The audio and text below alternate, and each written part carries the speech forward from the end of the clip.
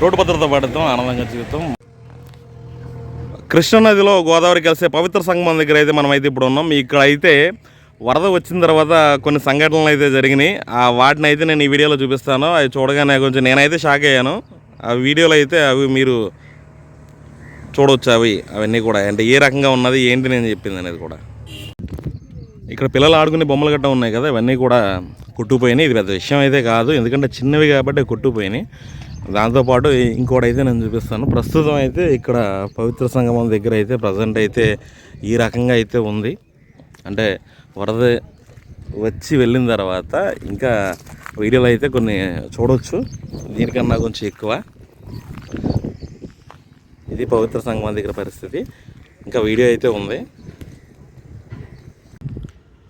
ఇప్పుడు మనం చూసే ప్రాంతంలో అయితే గతంలో అయితే హారతి అయితే జరిగేది, కానీ ఇప్పుడు మనం ఏదైతే అనుకున్నామో వరద వచ్చిన తర్వాత ఏ విధంగా ఉన్నది అనేది, ఇదిగో ఈ రకంగా అయితే 3 పడవలు పవిత్ర సంగమం దగ్గరికి అంటే హారతి ఇచ్చే ప్రదేశానికి పెద్ద పెద్ద పడవలు అయితే 3 అయితే కొట్టుకొచ్చేయడం అయితే జరిగింది. ఈ రకంగా అక్కడ కృష్ణానది ఇదిగో చూస్తే ఇక్కడికి వచ్చి గట్టెక్కేసినాయి. ఇక్కడ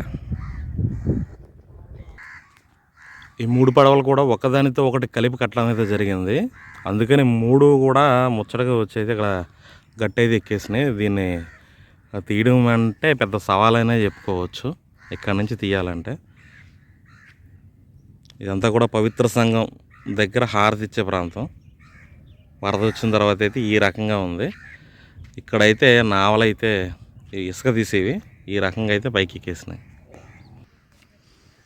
ఇక్కడైతే ఈ నావల్ని ఇక్కడ చెట్టుకి కట్టేసినట్టు కొన్ని తాళ్ళు ఉన్నాయి. అదేవిధంగా ఇక్కడ కరెంటు పోల్ ఏదైతే ఉందో లైట్ పోలు, దానికి కూడా తాళ్ళతో కట్టినట్టయితే తాళ్ళు అయితే ఉన్నాయి.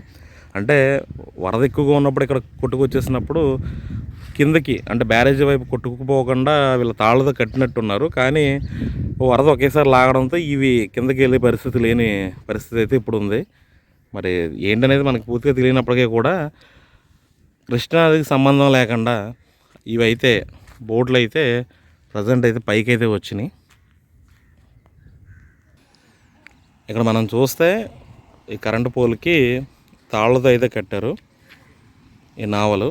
అంటే ఎలా అంటే ఈ పోల్ లెంత్ చూసుకుంటే, అంటే ఈ పడవలకి ఈ పోల్కి ఉన్న లెంత్ చూసుకుంటే ఇది కృష్ణానదిలోనే ఉండి పరిస్థితి ఉంటుందన్నమాట. అంటే ఇప్పుడు మనం చూసుకుంటే ఈ తాడు అంత దూరంలో ఉంటుంది, అనుకోకుండా ఇంకా ప్రవాహానికి ఇక్కడ దాకా కొట్టుకొచ్చి ఉండొచ్చు. మరి ప్రస్తుతానికి ఇక్కడైతే 3 పడవలు అయితే ఈ రకంగా అయితే ఉన్నాయి.